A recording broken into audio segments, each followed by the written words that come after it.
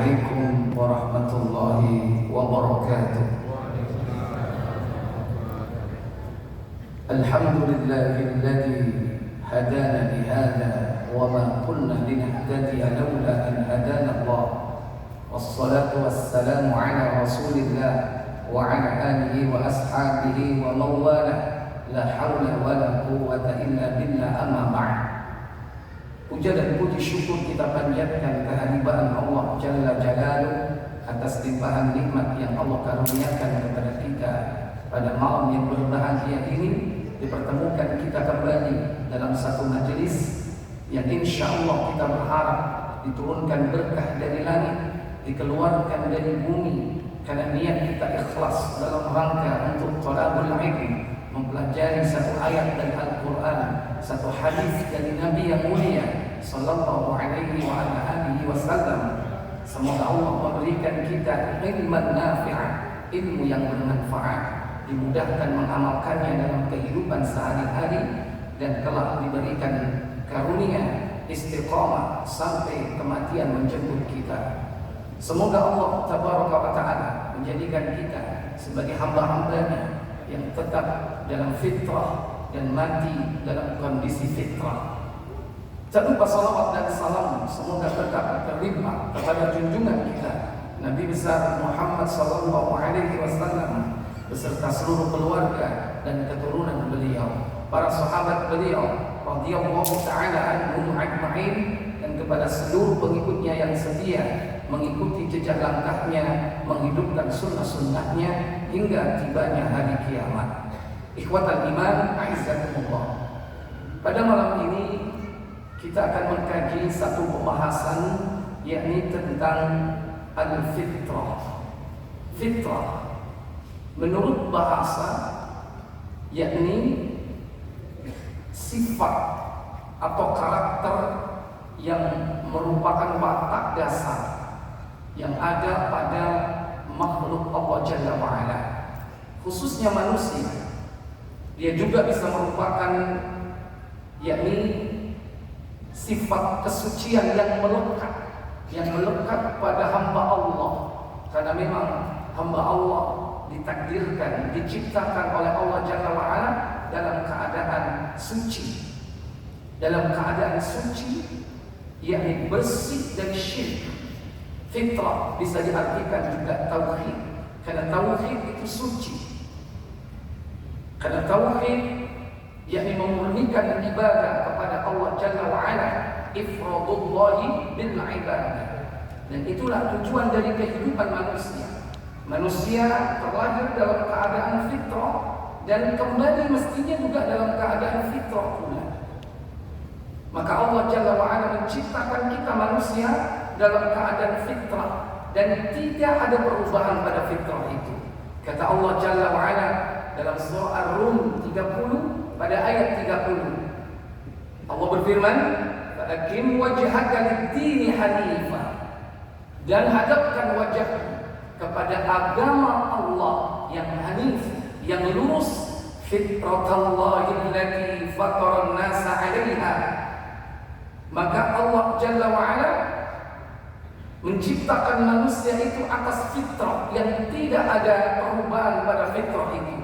La tabdillahi li khalqillah, tidak ada perubahan pada fitrah tersebut.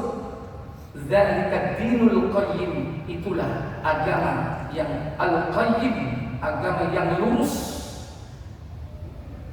Dalam ayat yang lain agama kita ini disebut dengan ad-dinul khalis, agama yang murni, bersih. Kata Allah dalam surah Az-Zumar pada ayat yang ketiga, ala lillahi dinul khalis. Ingatlah, hanya milik Allah lah ad-din al-khalis. Ad-dinul khalis itu agama yang murni, yang bersih, yang bebas dari syirik. Maka kita diperintah untuk memurnikan tujuan hidup kita, mengabdi hanya kepada Allah Jalla wa'ala. Dan itulah yang diperintahkan Allah kepada kita. Kata Allah, "Wa ma umiru illa liya'budullaha mukhlishina lahud-din." Dan tidaklah mereka diperintah melainkan agar memurnikan ketaatan kepada Allah Jalla wa'ala di dalam menjalankan agama. Hunafa'a wa yuqimus salata wa yu'tuz zakata, agar mereka menegakkan salat, menunaikan zakat. Wa dzalika dinul qayyimah, dan itulah agama yang lurus. Maka tidak ada perubahan atas fitrah itu, sehingga setiap manusia terlahir dalam keadaan fitrah, dalam keadaan suci, dalam keadaan bertauhid. Kata Nabi SAW di dalam hadis Bukhari dan Muslim, kullu mauludin yuladu 'ala al-fitrah, setiap bayi yang lahir dalam keadaan fitrah. Dalam riwayat yang lain, ma min mauludin illa yuladu 'ala al-fitrah, tidaklah bayi yang terlahir melainkan dalam keadaan fitrah.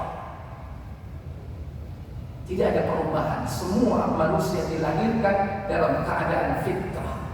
Karena tidaklah kita, setiap manusia sebelum lahir ke bumi ini, melainkan Allah sudah mempersaksikan diri kita bahwa Allah adalah satu-satunya Rabb. Dalam surah Al-A'raf ayat 172, wa in akhadha rabbuka min bani adama min zuhurihim dzurriyyatahum wa ashhaduhum ala anfusihim alastu bi rabbikum.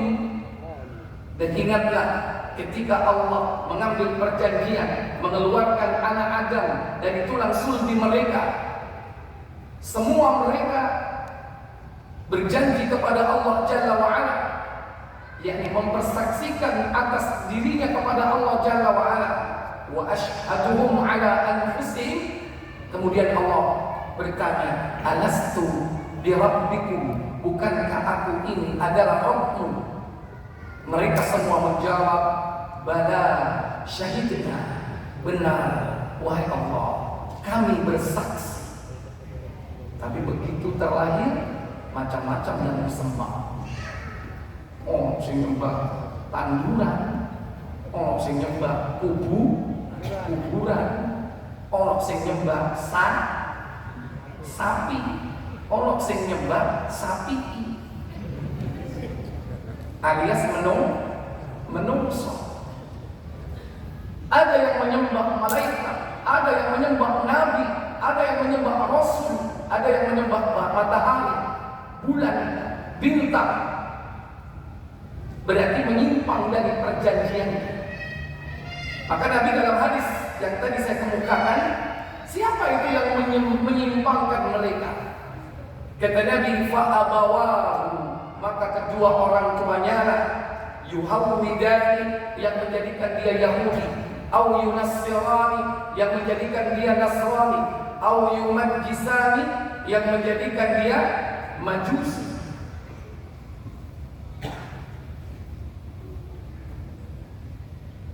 Para ibu, para bapak, saudara-saudari sekalian yang dirahmati Allah Jalla wa'ala, sekalipun manusia terlahir mungkin barangkali tidak bersama bapaknya, walaupun dalam hadis itu disebut dengan fa'abawahu, maka bapaknya atau kedua orang tuanya, sekalipun dia lahir perocot dibuang di bak sampah, tapi bi'ah, lingkungan, milieu, itu sangat berpengaruh besar. Sementara si bayi ini punya potensi untuk digoda, karena tidaklah setiap bayi yang lahir disertai oleh qarib yang selalu mengajaknya untuk berbuat menyimpang dari fitrahnya, durhaka kepada Allah, tidak mentauhidkan Allah, bahkan mensekutukan Allah Tabaraka wa Ta'ala. Kemudian berkata Abu Hurairah dalam riwayat, "Tsumma yaqulu Abu Hurairah, faqra'u in syi'tum." Maka bacalah jika kau mau, dalam Al-Qur'an surah Ar-Rum ayat 30, "Fitratallahi allati fataran nasa 'alaiha, la tabdila li khalqillah." Tetaplah atas fitrah Allah. Ini perintah agar kita ini selalu menjaga fitrah kita. Sekalipun di lingkungan sekitar kita ini berbagai macam upaya untuk menyimpangkan kita dari fitrah, terutama musuh besar kita, syaitan, 24 jam tidak pernah berhenti menyimpangkan kita dari fitrah, dari tauhid, agar kita berbuat syirik, dari kesucian jiwa, agar kita kotor hati dan jiwa dengan berbuat dosa dan maksiat. Maka Allah perintahkan, fitratallahi allati fatara an-nasa 'alaiha, tetaplah kalian pada fitrah Allah yang Allah menciptakan manusia itu atas fitrah. La tabdila li khalqillah, tidak ada perubahan atas fitrah tersebut. Ikhwatal iman, a'izzakumullah.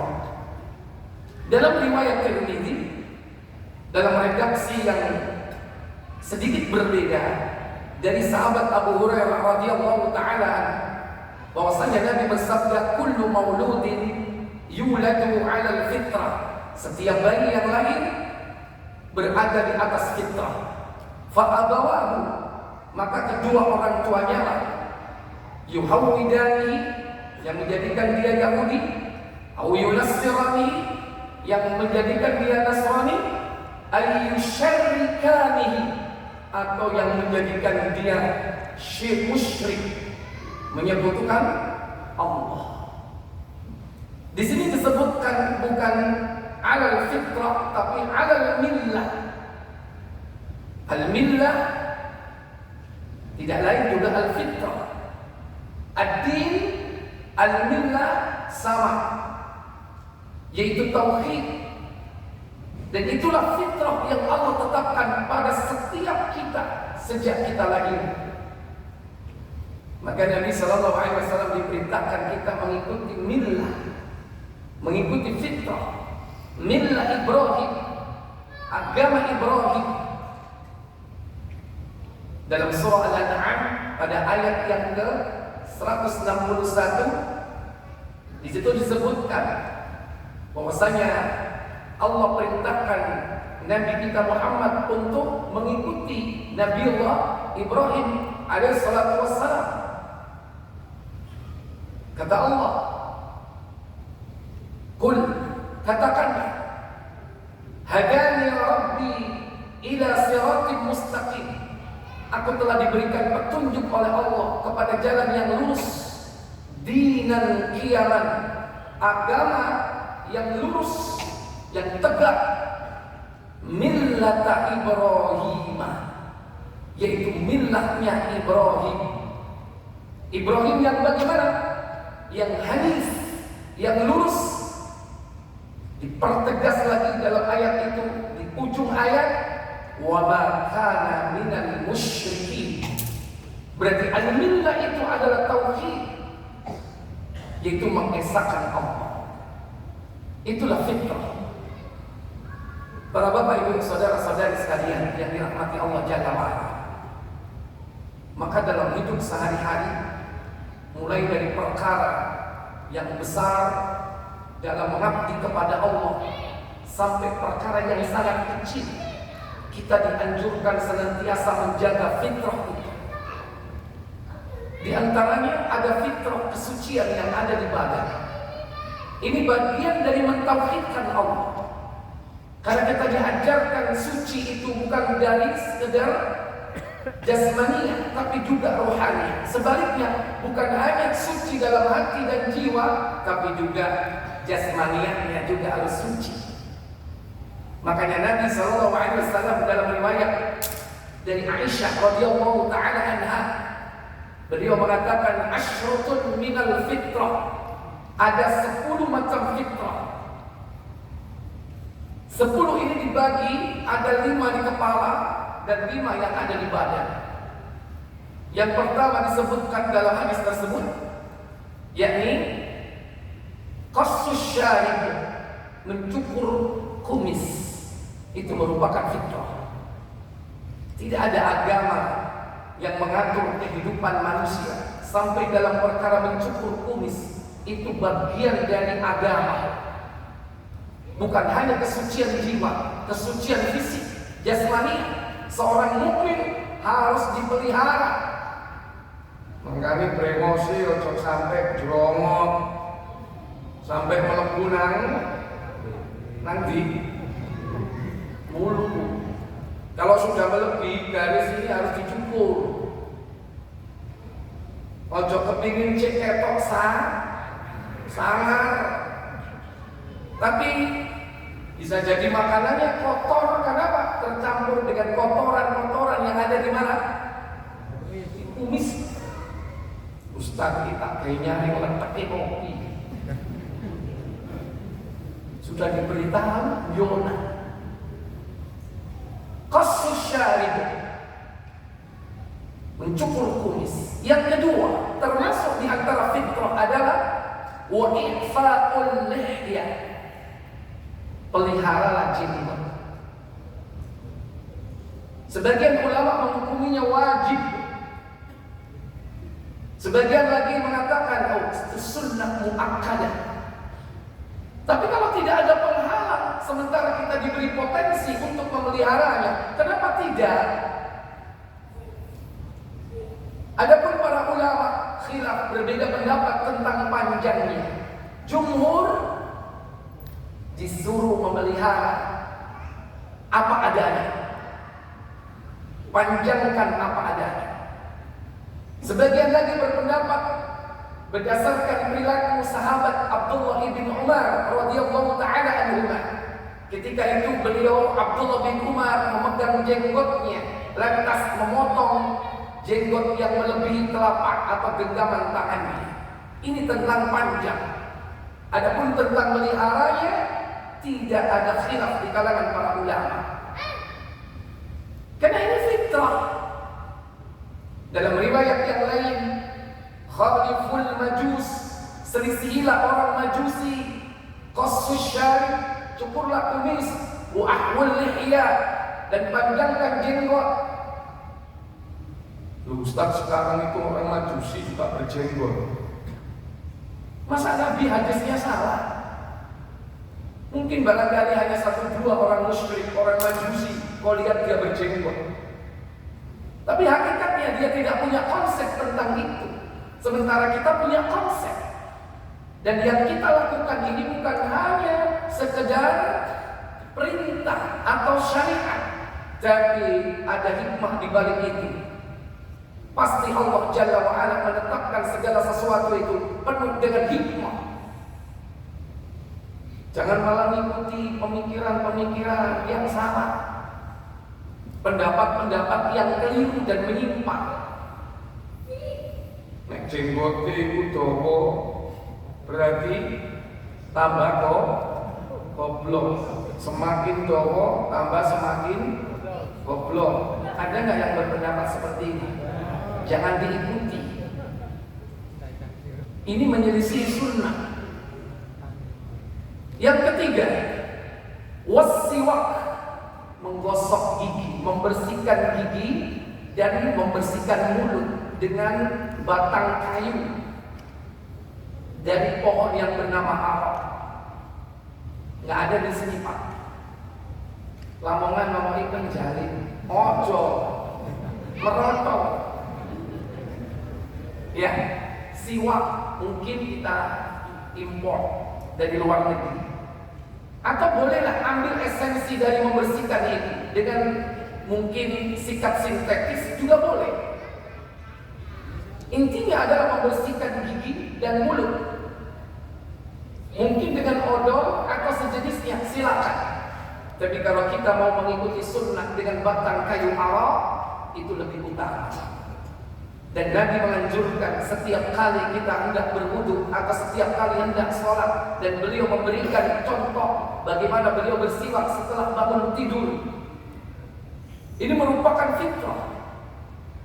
Makanya kalau ada manusia tidak pernah gosok gigi seumur hidupnya, berarti dia menyalahi siapa? Menyalahi fitrah.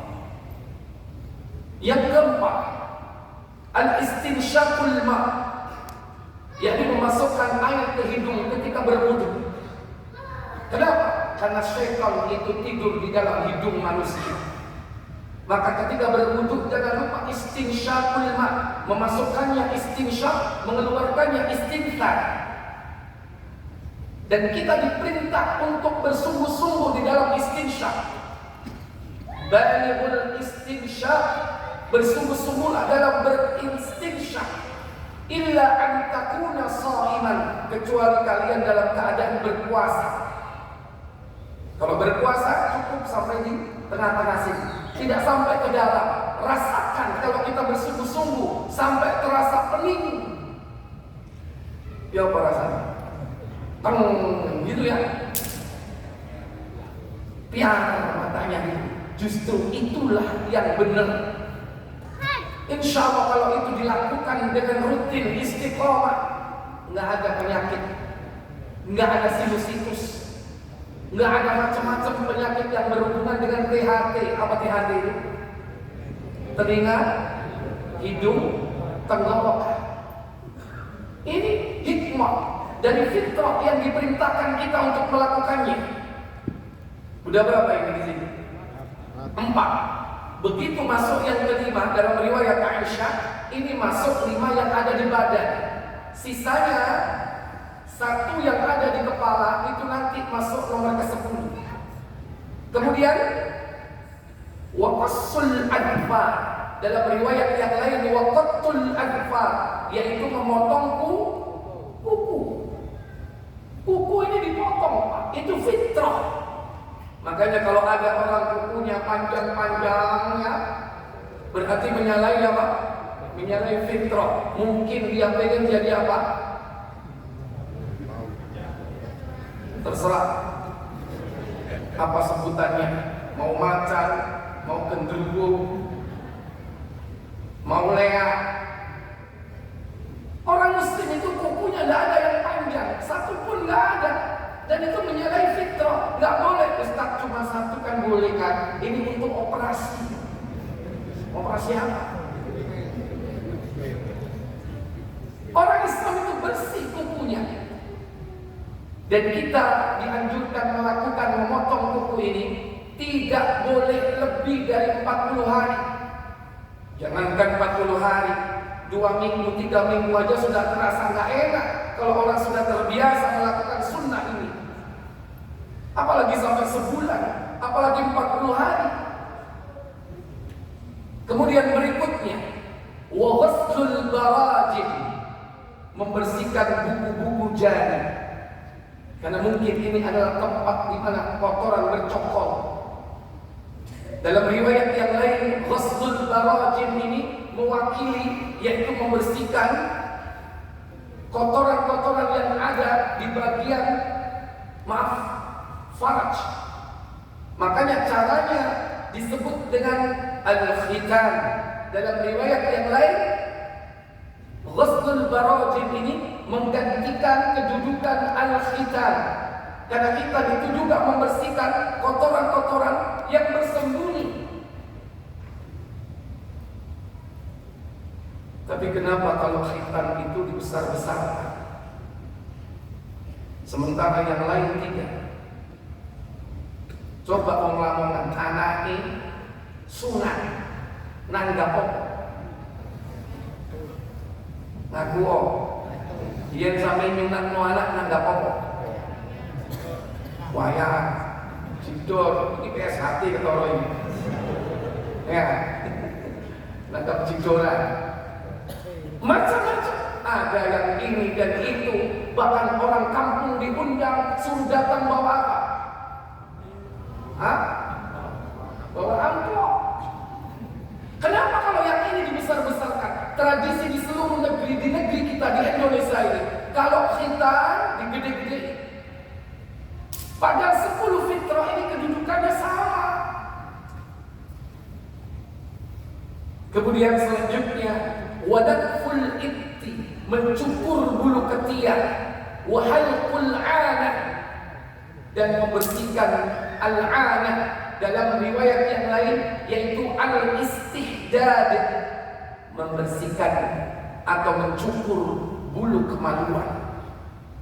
Tidak ada agama yang mengatur urusan yang sangat pribadi. melainkan agama yang suci sesuai dengan fitrah yang Allah telah tetapkan kepada kita sebagai manusia, supaya manusia ini tetap dalam kesuciannya. Maka Allah memberikan aturan syariat 10 macam fitrah. Adapun kemudian yang ke-10, yang ke-9, wantiqasul ma, yakni al-istinja, mengalirkan air yaitu istinja dari bekas buang air kecil atau bekas buang air besar, dan itu fitrah. Kata orang Lamongan apa? Cami, cewek dengan air. Kecuali kalau tidak ada air, dengan apa? Dengan batu. Berapa jumlahnya? 3. Pernah dicoba? Belum ya? Sunnah yang belum pernah dicoba itu ya, istinja pakai batu. Ya kenapa dicoba kalau banyak air? Kalau ada air kenapa pakai batu? Tapi perlu juga di training, suatu saat nanti bisa jadi Lamongan nggak ada air. Maka yang dilakukan dengan apa? Dengan batu. Ini adalah kesucian agar manusia itu bersih dari najis. Dan yang nomor 10, kata Mus'ab, wa nasitul 'ashirah, aku lupa yang ke-10, illa an takuna, agaknya mungkin itu adalah al-madmadah, yaitu berkumur-kumur. Dan kalau berkumur-kumur masuk kepala atau badan? Masuk bagian di kepala. Coba kalau kita ulang, 5 di kepala, 5 di badan. Qassus syarib wa i'fa'ul lihyah, as-siwak, istinsyaqul madmadah. Apa itu? Morkomor. Yang di badan ada 5. Qattul adfar. Apa lagi? Khitan atau ghuslul barajin. Kemudian wanaqful ibti, mencabut bulu ketiak. Bulu ketiak itu dicabut Bapak Ibu. Jadi orang Islam itu ketiaknya bersih. Bersih. Coba sehari 1, setahun habisnya.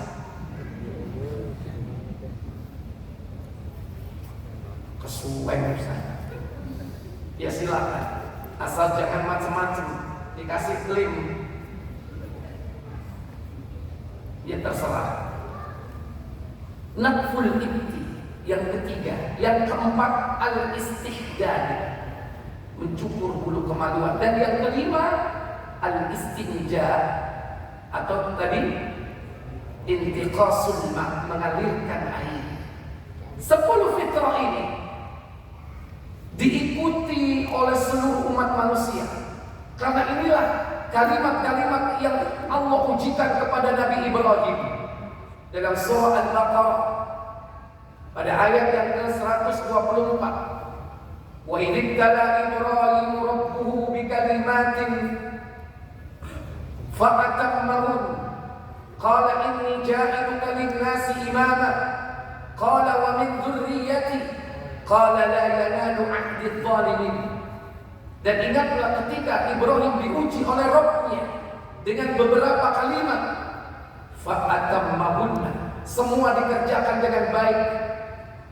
Kemudian Allah berfirman, inni ja'iluka lin-nasi imama, sesungguhnya aku akan menjadikan kau Ibrahim sebagai pemimpin untuk seluruh umat manusia. Mendengar itu Nabi Ibrahim mengatakan, wa min dzurriyyati, juga anak keturunanku wahai Allah, jadikan mereka pemimpin. Dijawab oleh Allah, qala la yanalu 'ahdi adh-dhalimin, janjiku ini tidak akan mengenai orang-orang zalim. Ternyata keturunan Nabi Ibrahim memang banyak yang jadi nabi, banyak jadi pemimpin, tapi juga tidak sedikit mereka yang durhaka kepada Allah Tabaraka wa Ta'ala. Tetapi kalimat-kalimat yang diujikan itu semua diikuti oleh keturunannya. Ibnu Katsir dalam tafsirnya, apa makna kalimat yang diujikan itu? Pertama, yaitu manasik. Seluruh ibadah manasik berasal dari millah Ibrahim. Yang kedua, toharah, yaitu 10 fitrah. Semua itu awalnya dari Ibrahim dan keluarganya. Sehingga hari ini semua manusia mengikuti fitrah itu. Cuman bedanya, ada yang mengikuti itu mengerti ilmunya, ada yang tidak tahu ilmunya, hanya sebatas kebiasaan. Maaf, orang kafir gosok giginya. Orang kafir gosok giginya. Dapat pahala atau tidak? Cuman dapat kebersihan. Kita umat Islam dapat 2, pahala kebersihan. Dapat pahala karena kita melaksanakan fitrah, mengikuti millah Ibrahim, dan yang kedua dapat kebersihan. Pak, orang kafir itu potong kuku nggak? Potong kuku juga. Mereka hanya dapat kebersihan, tapi dia tidak akan mendapatkan pahala sunnah.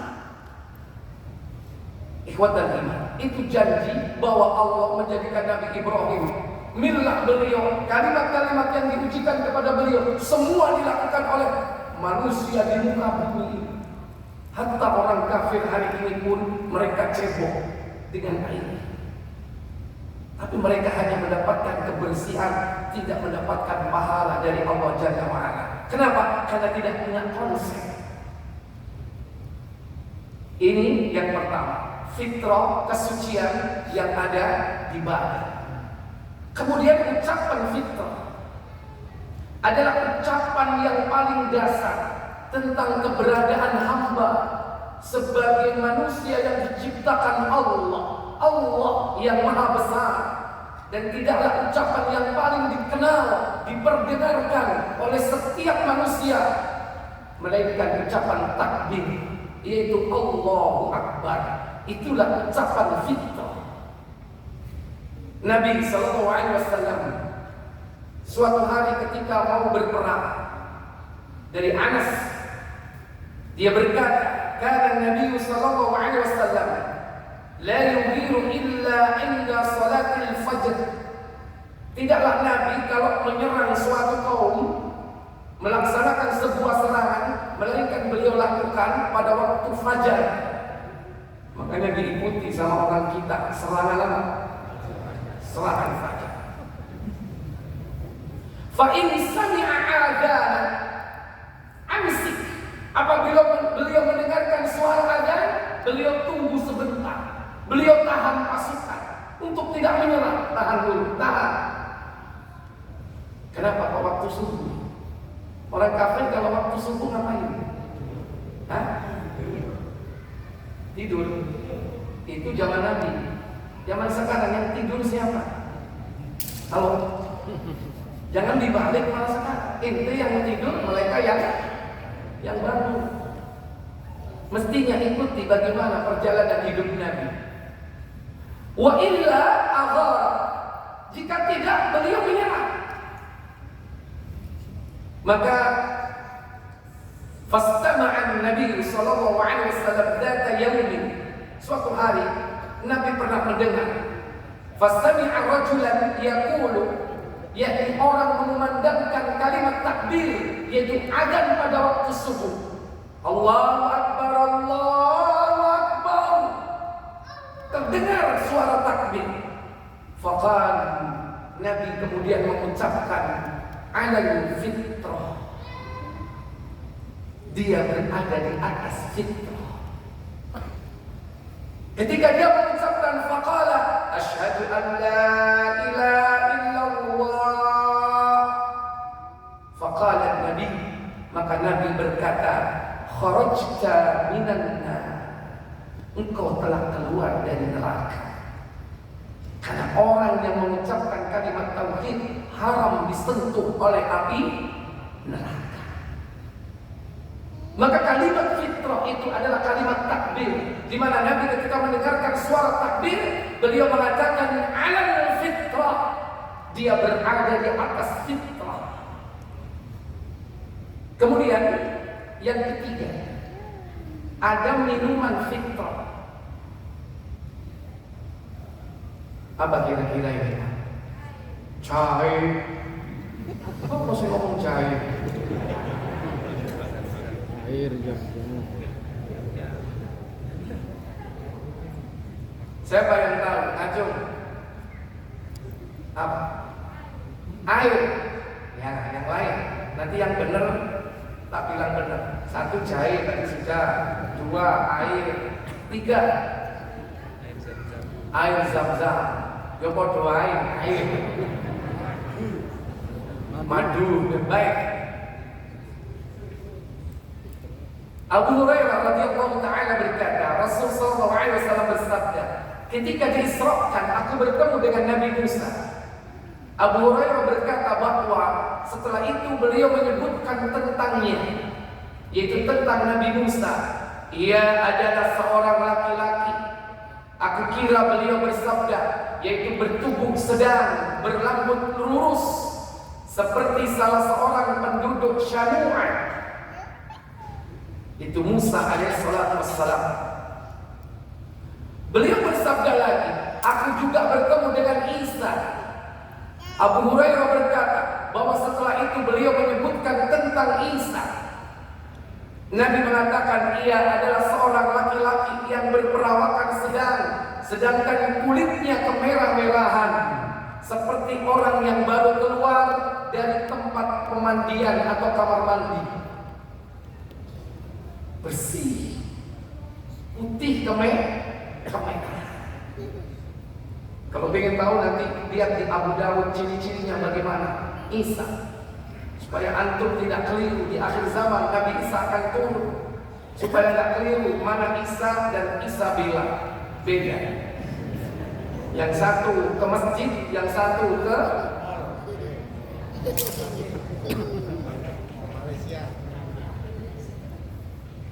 Aku juga melihat Ibrahim, kata Nabi. Beliau bersabda, aku adalah keturunannya yang paling mirip dengannya. Berarti Nabi Ibrahim sama Nabi kita Muhammad itu mirip. Makanya keduanya ini menjadi kekasih teman dekat Allah, Al-Khalil.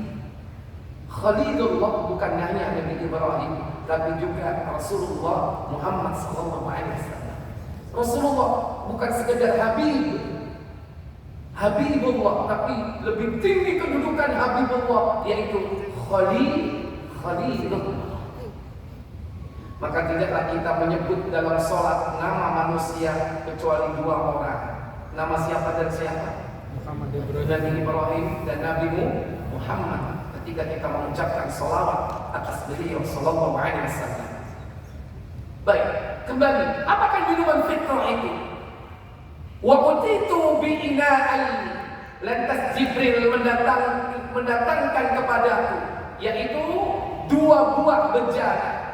Ahaduhuma, salah satu bejana itu labanun, susu, wal akhar khamrun, dan yang lainnya adalah khamr alias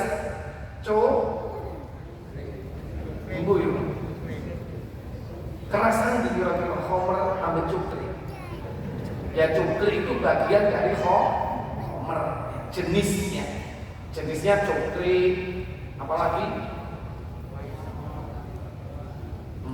nyaut tapi selama koleksinya. Fakila, lantas dikatakan oleh Jibril kepadaku, ayyahuma, ambillah salah satu di antaranya, syi'ta, yang kau suka, yang kau inginkan. Fa'akhadtul labana, aku mengambil susu. Mosok Kanjeng Nabi juga apa mau? Urung ana coklat. Khamr. Ya, kalau dulu mungkin arak, ya kan, itu khamrnya itu arak. Nabi mengambil susu. Fasyaribtuhu, maka aku meminumnya. Faqila li, lantas dikatakan kepadaku, hudita lil fitrah, engkau telah diberikan petunjuk kepada fitrah. Minum susu Malaikat Jibril mengatakan kau telah diberi petunjuk fitrah. Berarti minuman ini minuman apa? Fitrah. Berarti fitrah itu apa? Susu. Ada minuman fitrah yaitu susu. Kenapa? Karena semua pasti suka susu. Karena sejak bayi mini cucu. Sampai enggak mini susu? ASI, air susu ibu kan? Fitrah kan itu kan? Dan semua yang ada di sini pasti suka susu, benar? Fitrah. Hudita lil alal fitrah. Hudita lil fitrah. Kau telah diberi petunjuk kepada fitrah. Atau Jibril mengatakan asabtal fitrah. Engkau telah mengambil fitrah. Yaitu apa? Susu. Engkau menisik bakal susu di cedenium. Iku berarti ngerti ilmu. Kau itu total fitrah itu apa? Ya, nanti kayak susu. Baru roh ini ono susu merke fitrah. Belum ada ya? Peluang bisnis itu. Yang membuat brand itu malaikat Jibril kan? Ketika Nabi minum susu, Nabi mengatakan, "Huditu ala bil fitrah." Kau telah diberi petunjuk kepada fitrah. Tapi nek mikir aja ngomong fitrah, kalau sing kuku, tetap kudu susu. Gitu kan fitrah. Apa fitrah ini? Nggak ada yang tahu. Inilah minuman fitrah. Innaka law akhadtal khamra, sesungguhnya jika engkau mengambil khamr, ghawat ummatuk, niscaya umatmu akan sesat. Nah ini oleh Kanjeng Nabi ku dibik khamr. Saiki akhir sing ngaji delosor kabeh nang pos kamri. Ya mendem kabeh kali hobi minum khamr.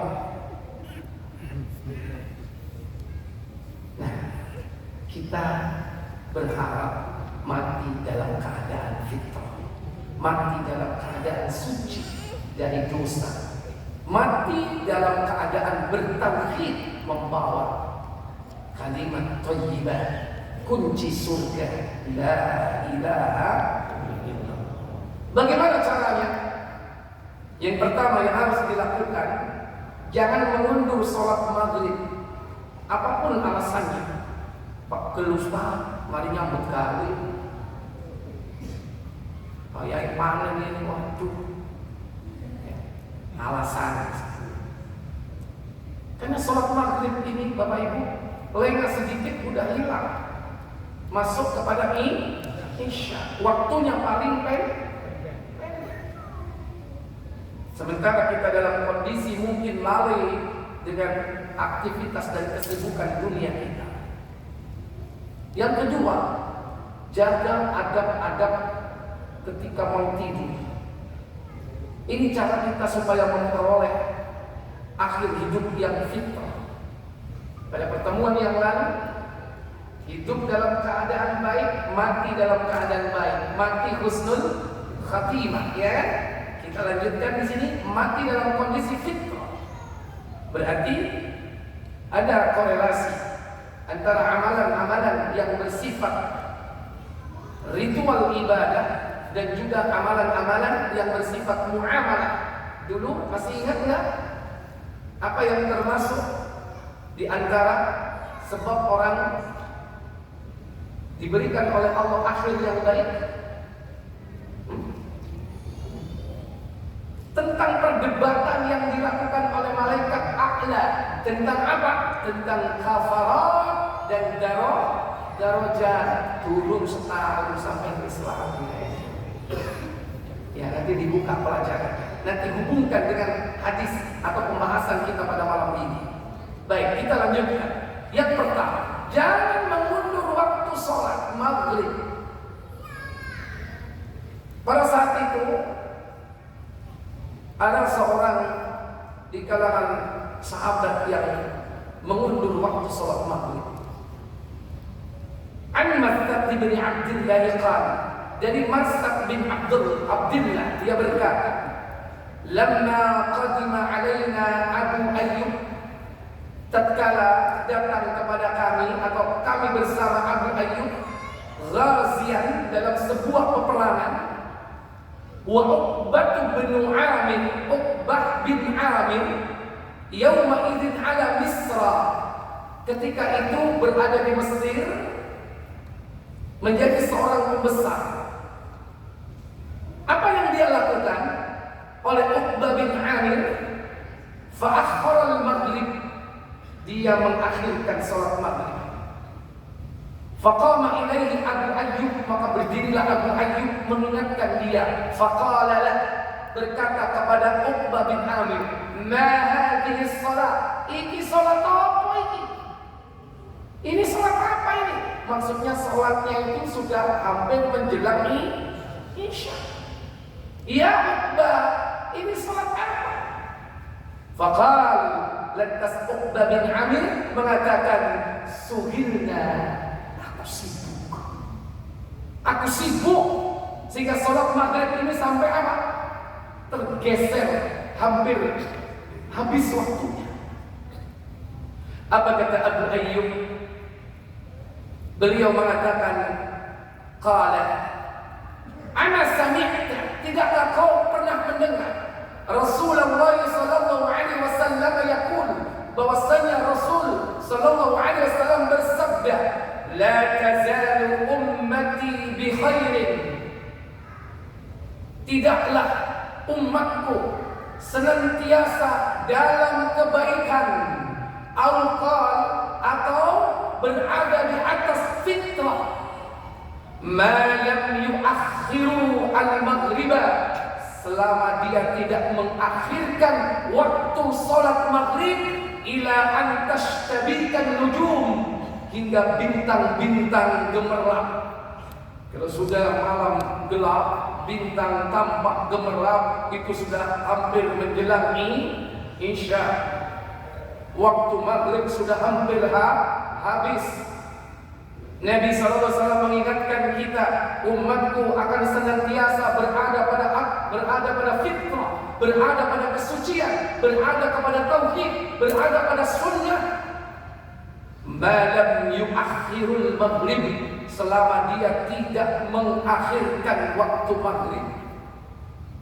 Makanya yang kepingin mati di atas fitrah, jangan sekali-kali menunda waktu sholat apa? Yang kedua, bagaimana cara mati dalam keadaan fitrah? Laksanakan adab-adab di dalam tidur. Diriwayatkan dari sahabat Al-Bara bin Azib bahwasannya Nabi SAW pernah memberikan wejangan nasihat kepada sahabat Al-Bara bin Azib.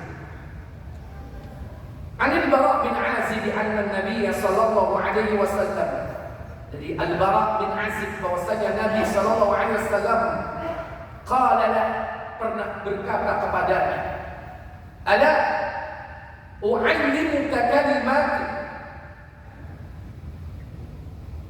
maukah kau berikan ilmu atau kutunjukkan suatu kalimat, kata Nabi kepada sahabat Al-Bara, "Taquluha," yang kau ucapkan, "idza awaita ila firasyik," jika kau hendak mendatangi tempat pembaringanmu, tempat tidurmu. "Fa in mitta min lailatika mitta 'alal fitrah," jika kau mati pada malam itu, kau akan mati dalam kondisi fitrah, kata Nabi. "Wa in asbahta wa qad asbahta khaira," jika kau bangun di pagi hari, kasih kau mati. Ya, ternyata diberikan umur panjang, ruhnya dikembalikan, bangun dia dari tidurnya di pagi hari, asbahta khaira, kau berada di pagi hari dalam keadaan baik. Makanya kita di subuh, di pagi hari dianjurkan mengucapkan kalimat yang di situ adalah fitrah. Asbahtu atau asbahna ala fitratil Islam wa ala kalimatil ikhlas wa ala dini nabiyyina Muhammadin sallallahu alaihi wasallam wa ala millati abina Ibrahim hanifa wa ma kana minal musyrikin. Lengkap pokok-pokok yang ada disebutkan di situ. Di pagi hari asbahna ala fitratil Islam, aku atau kami berada di atas fitrah Islam. Mungkin nggak orang zikir pagi petang tapi nggak sholat subuh? Halo? Sing mungkin sholat subuh lali zikir pagi petang. Itu yang sering. Padahal mestinya yang wajib dan yang sunnah jangan ditinggal.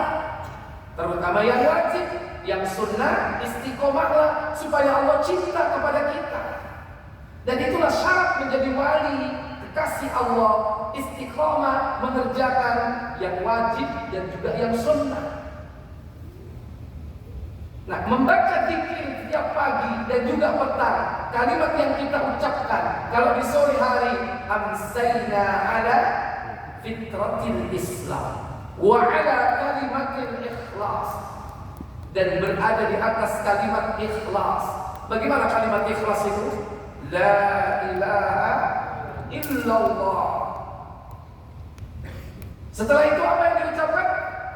Wa ala millati abina Ibrahim hanifa, dan berada di atas millah bapak kami Ibrahim. Saya tanya, sampean keturunan Ibrahim ya? Ketemu biro. Tapi tetap nggak kalimat itu harus dibaca. Karena ittiba' sunnah yang diajarkan oleh Rasul, tetap kalimatnya wa ala millati abina Ibrahim, dan berada di atas millah bapak kami Ibrahim. Masih sampean gak ketemu dengan Nabi Ibrahim dalam nasab secara fisik, tapi ketemu nasabnya dalam akidah. Enak mana? Nasab akidah atau nasab fisik? Nasab keturunan. Enak mana? Gak ada artinya nasab keturunan, tapi kalau akidahnya tidak mengikutinya, maka celaka Abu Jahal, celaka Abu Thalib, celaka Abu Lahab. Mereka keturunan Ibrahim tidak? Keturunan Nabi Ibrahim, tapi bukan keturunan akidahnya. Mending Abu Jundi, bukan keturunan Ibrahim, irungnya tak meter belas. Tapi alhamdulillah sampai hari ini kita masih diberikan petunjuk, hidayah, taufik untuk tetap atas millah Nabi Ibrahim. Dan kita berharap semua yang ada di tempat ini sampai akhir hidup kita, sampai hayat kita, ala millati Ibrahim, atas millahnya Ibrahim yang lurus dan jauh dari berbuat syirik. Kemudian Nabi SAW memerintahkan untuk mengucapkan kalimat ketika tidur. Dalam riwayat Muslim bahwa sebelum tidur dianjurkan untuk apa? Isbahul wudu, yaitu menyempurnakan wudu. Kawudu ilis salat, seperti wudu ketika kita hendak salat. Lantas kita dianjurkan berbaring bisikikil aiman, yaitu di sebelah arah kanan. Lantas ucapkan kalimat ini dan jadikan ini sebagai kalimat pamungkas, karena doa tidur itu banyak, mulai dari bismikallahumma amutu wa ahya. Kuali dulu ya. Soalnya biar sejak TK diajari kuali. Bismikallahumma ahya, bismika. Padahal yang diajarkan bismikallahumma amutu wa ahya. Mati dhisik baru kok urip. Sampeyan pengine urip dhisik mari ngono mati cek enake. Kalau hewan itu mati selamanya, setelah hidup Allah jadikan tanah. Makanya menungsa itu nanti di akhirat pengen jadi tanah. Mati nggak mau tanggung jawab. Kalau kita habis mati dihidupkan. Makanya dua sesi kan, sesi dunia, sesi akhirat. Sesi dunia mati hidup, sesi akhirat mati hidup. Kaifa takfuruna billahi wa kuntum amwatan fa ahyakum, ini dunia. Dan termasuk barzakh. Kemudian tsumma yumitukum tsumma yuhyikum, kemudian kau dimatikan dan dihidupkan lagi. Yaitu alamul barzakh baru alamul akhirah. Mati ketika di alamul barzakh dan hidup kedua saat di alam akhirah. Baca doa. Banyak zikir-zikir yang diajarkan Nabi kepada kita. Termasuk baca tasbih 33, tahmid 33, takbir 34, baca ayatul kursi, baca al-mu'awwidzat. Orang bilang apa? Trikul, kul huwallahu ahad, kul a'udzu birabbil falaq, kul a'udzu birabbin nas. Dan doa-doa yang lain masih banyak. Maka jadikan doa ini sebagai akhir dari doa kita. Apa yang harus diucapkan? Allahumma inni aslamtu nafsi ilaika. Wahai Allah, sesungguhnya aku menyerahkan diriku kepadamu. Aslamtu nafsi ilaika. Yang kedua, wa wajjahtu wajhi ilaika.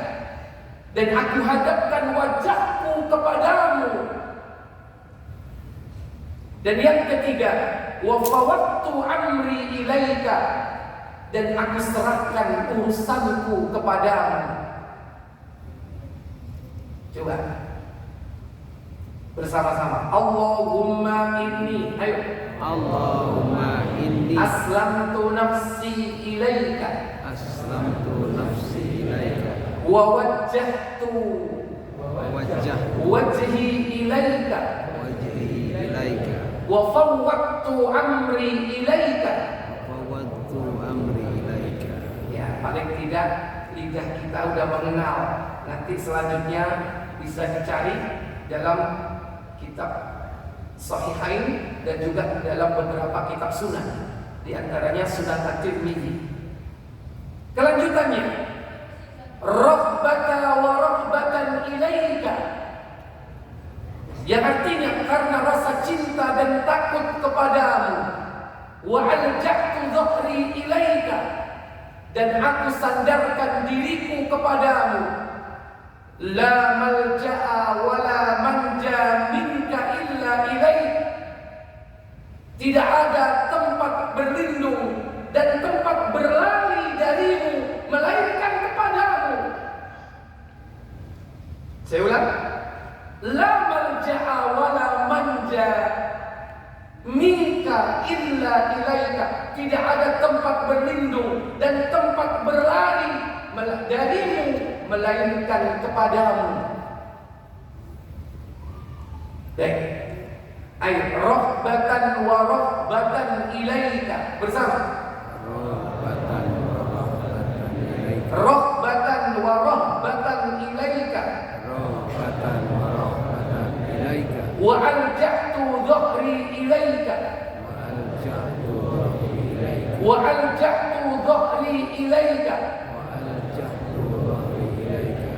La malja'a La malja'a wa la manja wa la manja minka minka illa ilaika.